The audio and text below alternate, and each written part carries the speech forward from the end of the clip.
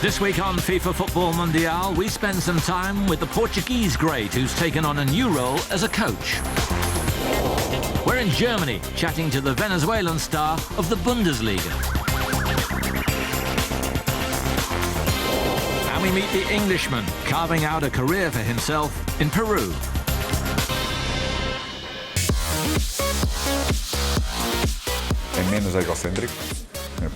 I'm not as egocentric these days because I have to think about the whole picture.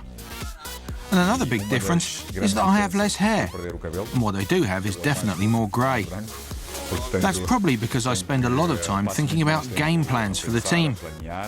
These days, I have to do a lot of talking to myself in my head, thinking and planning. But in terms of my preparation and passion, well, those are still exactly the same as they've always been. I'm a person who's very passionate about football, and I'm passionate about everything that goes with it. In his playing days, he was a key member of Portugal's golden generation. But since his retirement in 2002, Paulo Sousa has been building a new career as a manager. When I retired, I wanted to take a break from football. But I knew that after 17 years in the game, it would be hard to leave it all behind. It's what I know best, and I thought I had to invest in my abilities. A two-time Champions League winner with Juventus and Borussia Dortmund, Sousa began his coaching career by working with the Portuguese under-16 national squad.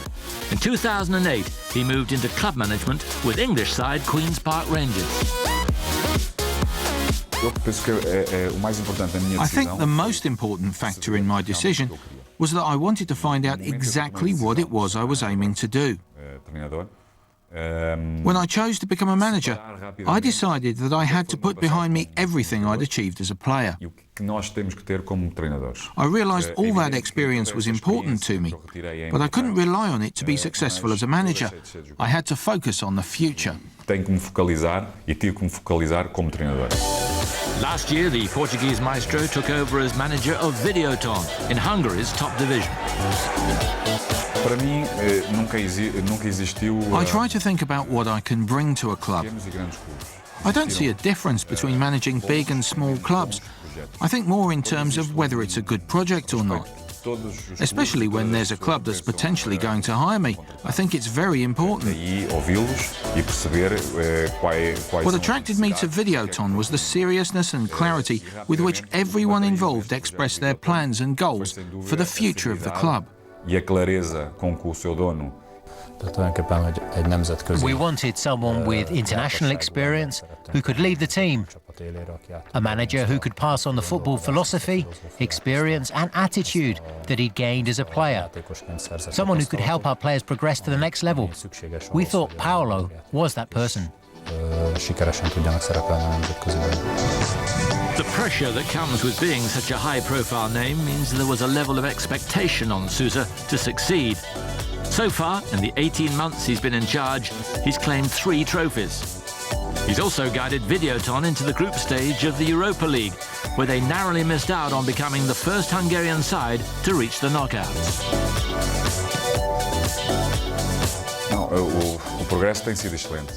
The team's progress has been excellent since I took over. I had a vision for the team, and we've achieved a lot of the goals we laid out. We wanted to compete in European competitions like the Europa League against other top sides. Any victory in an international club competition such as the Europa League is a good result. But our success at this year's group stage was a massive achievement for everybody involved with the club. One player who's benefited greatly from Sousa's tutelage and all-round approach to the game is winger Adam Jucho. The 21-year-old made his Hungarian international debut this season and has been a key part of the Videoton side. It's great working with Paulo. Everything is so professional and well thought out in training and during the game as well. It's not just about repeating the same things over and over again. It's about maximising our potential and moving up a level. It's an approach I haven't seen before. I think Adam is one of the biggest talents we have at the club. He's a real goal-scoring threat for us. He just knows where the back of the net is. He's incredibly quick and gets around the pitch easily. The fact that he can use both his left and right feet means he creates a lot of chances for us. League champions in 2011, the club have been solid if unspectacular so far this season and currently lie fourth in the table. But results such as a 3-0 Europa League win over Sporting Lisbon mean the manager is optimistic about the future.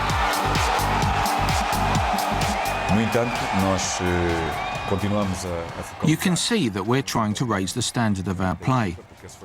We want to use a more attacking style, which will allow us to dominate games, especially when we play in the domestic league. To do this, though, we have to play in a very controlled manner. We've definitely improved over the last couple of seasons, but there's still room for development. A successful player throughout his career, Paulo Sousa has brought that desire with him into management. Having won a fair amount of silverware already, it seems only a matter of time before his achievements as a manager match those of his playing days. I've always been ambitious. I'm now a coach, and I'd like to achieve the same sort of results that I managed as a player. I know there's a long way to go yet, but I believe there'll be plenty of opportunities for me to do this in the future.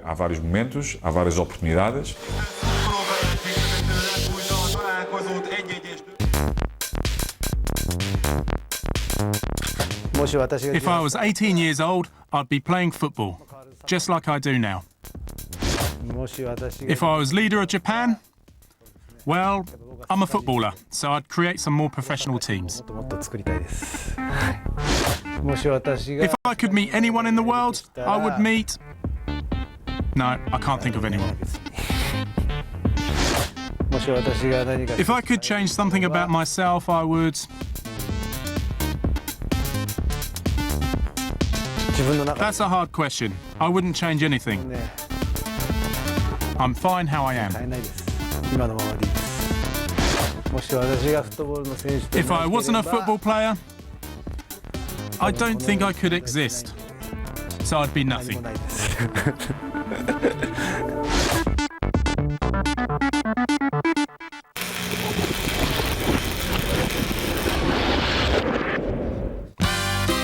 Venezuela has the unfortunate distinction of being the only South American nation never to have qualified for a FIFA World Cup. But some observers think this could soon change. La Vinotinto are handily placed in the ongoing qualifiers, and central to this resurgence is Juan Arango.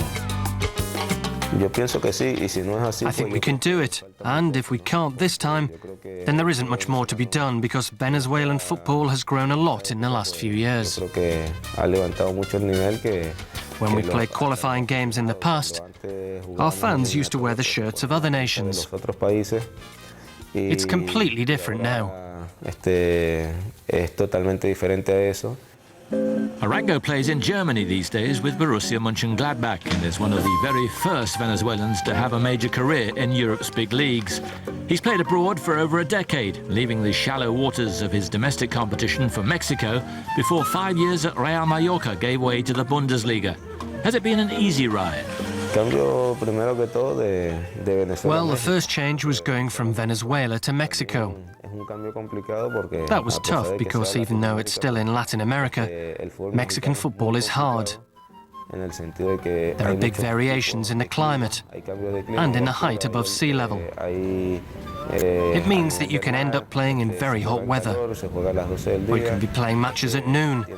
So it's really difficult to adapt. It was actually harder for me to adapt to Mexican football than to Spanish or German football. I spent 4 or 5 years in Mexico, and then I went to Spain. That's the dream of any player. And adapting to Spanish football wasn't as hard.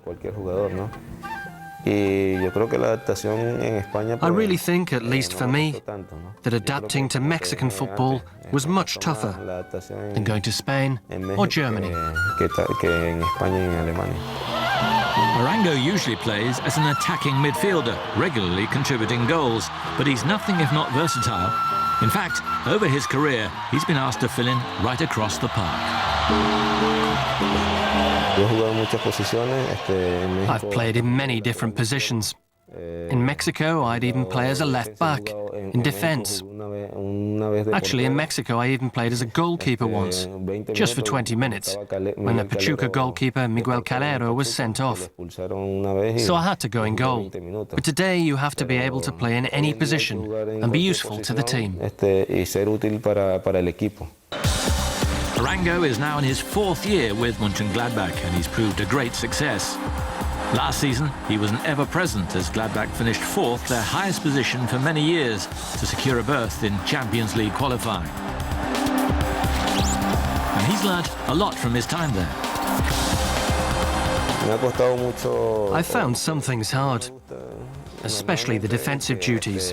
That's something I've improved a lot here in Germany, because they demand a lot from you. And to be able to play today, you have to help out in defence. In that sense, I've improved a great deal, and even though I might not enjoy it, it's something I have to do. But while club football puts bread on the table, if Arango can help Venezuela reach Brazil 2014, then his legacy will be secure. He's played over 100 times for his country, and since his debut in 1999, he's seen football start to replace baseball in the national affections. But this may be his last chance for glory. The truth is that I think this may be my last crack at a World Cup. I'll be 34 at the next World Cup. And when I'm 38, it would be hard to still make the team. That's why I think this is my last chance at a World Cup. We're on the right path to make it. We just need to maintain our focus, keep our feet on the ground, and realize we still have a lot of ground to cover. There are still 7 matches left, a full year, where every game is going to be very tough.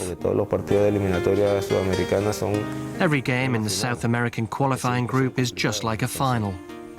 We need to realize that it will be very tough, and that all of Venezuela expects us to do our best. Keep an eye on Venezuela. They'll be welcome visitors to Brazil, and it will round off a fine career in the most perfect way.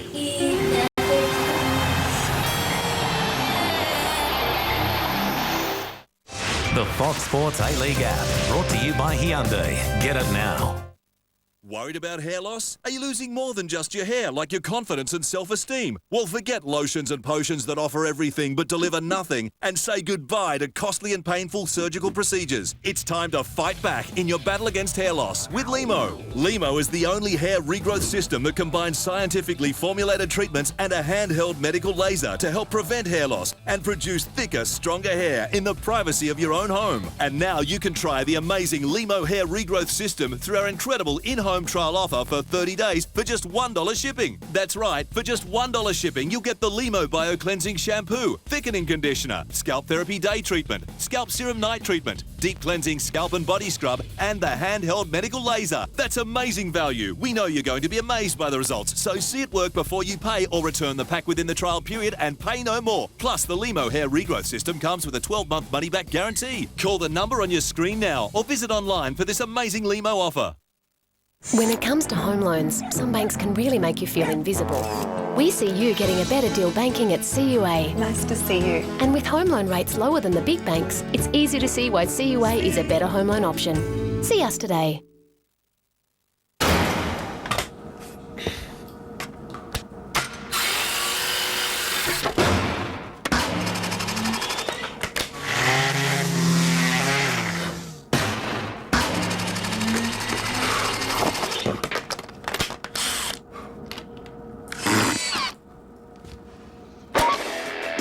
You don't need to buy a new battery and charger every time you buy a new tool.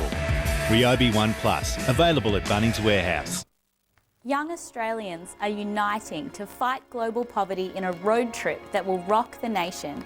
Get on board for a great cause and a real adventure that's crazy, fun and challenging. We'll depart from every capital city for a week-long road trip in March, coming together to create a world free from extreme poverty. If you're 16 to 26, join us and lead the movement to end global poverty. Get on board at theroadtrip.com.au.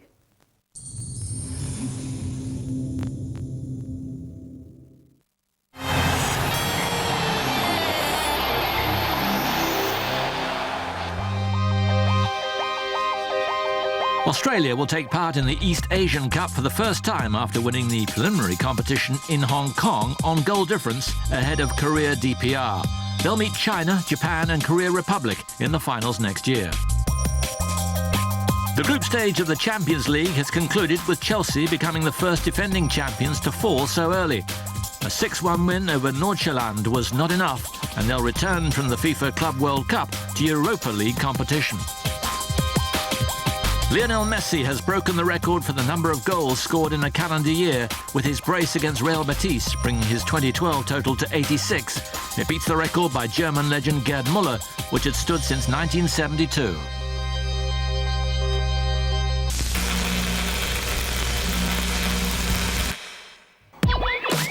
Julio Baptista. He's known as the Beast, the powerhouse of Brazilian football, even if the man himself tries to play the nickname down. It's nothing really. Some people might say it's a very strong word, but they used to say it more because of my physical appearance than for anything else. His strength and power terrified defenders on his arrival in Europe. Baptista plundered 47 goals in 79 games for Sevilla and was second only to Ronaldo as Spain's top scorer in 2004. Not bad for a player who'd been signed by coach Joaquin Caparrós as a defensive midfielder. I think that because of the way things turned out, Caparrós was my most important coach. That's because I arrived from Brazil as a defensive midfielder, and he was the coach who changed the way I played. He made me see that I could play not just as a midfielder, but as an out-and-out forward, and that was when my whole career here in Europe changed. From then on, people got to know me, and I really became a big name right across Europe. Such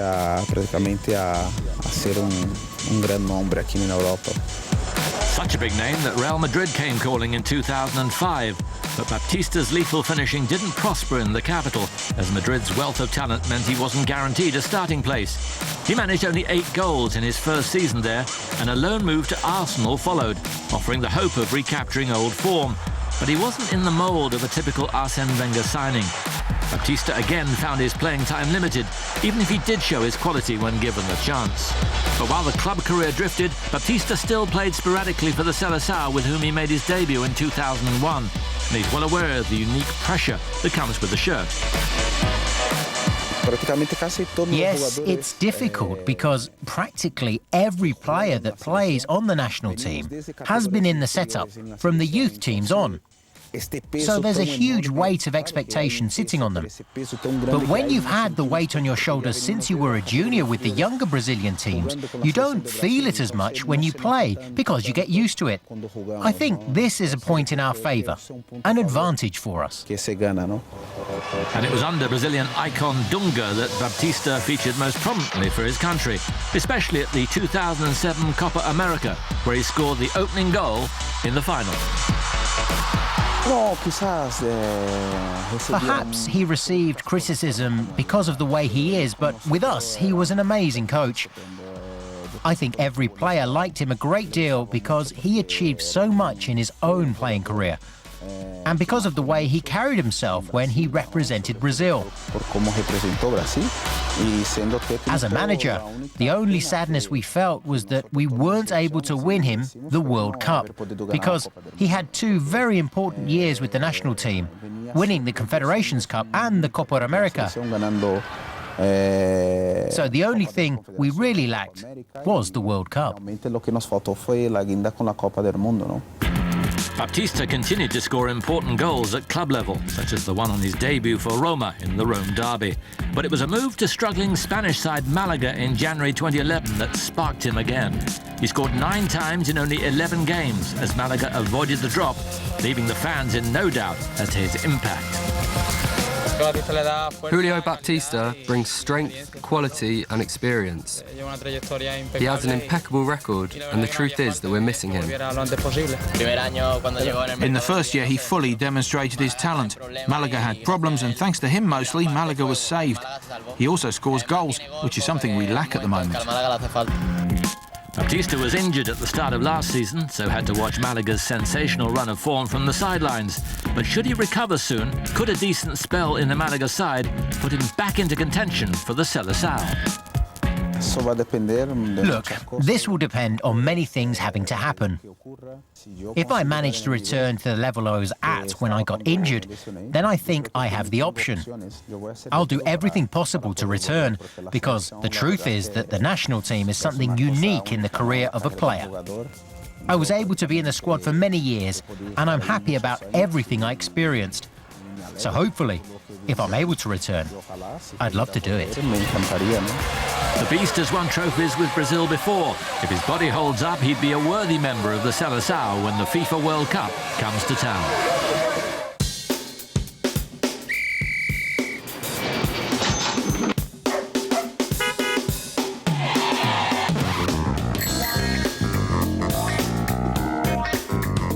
My first car was an Opel Calibra. I didn't have a driver's license, so my wife was driving around it. My first goal that I remember was probably when I was, when I was 6 or 7 years old. I went up for a header and I scored. That's why I loved heading during my career. My first title was in Holland. We won the cup, the Dutch Cup. My first girlfriend was when I was 14, 15. My first CD, probably one of Bob Marley's greatest hits. My first interview I gave as a footballer probably was when I was around 9 or 10 years old. Played an indoor tournament and gave an interview afterwards.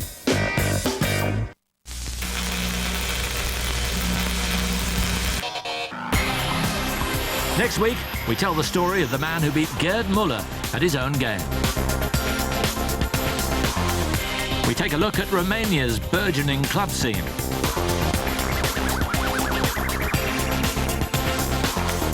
And we find out who succeeds Barcelona as FIFA Club Champions of the World. See you then on FIFA Futbol Mundial.